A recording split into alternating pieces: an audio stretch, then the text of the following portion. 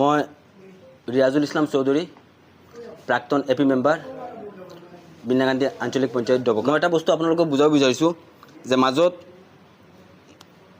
AP ফাউণ্ডৰ পৰা almost 10টামান scheme ধৰা হৈছে। ৰাবিছৰ GSB চেণ্ড গ্ৰেভেল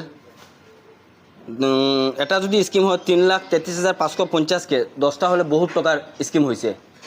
অলম'ষ্ট 30-40 লাখৰ এটা স্কিম হেঁতে ধৰিছে 10টামান ধৰি পেলাই তাত কোনো ধৰণৰ কোনো কাম নকৰাকৈ হেঁতে এই পইচাখিনি আত্মসাৎ কৰিছে।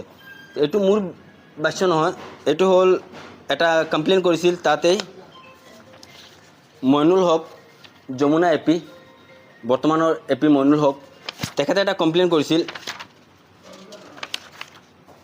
CO অফিচত। কৰাৰ পাছত তাৰ পৰা হেঁতে এটা টিম আহিছে, আহি পেলাই হেঁতে ইনভেষ্টিগেশ্যন কৰিছে। তো অবজাৰভেশ্যনত হেঁতে এইটো দেখিছে যে তাত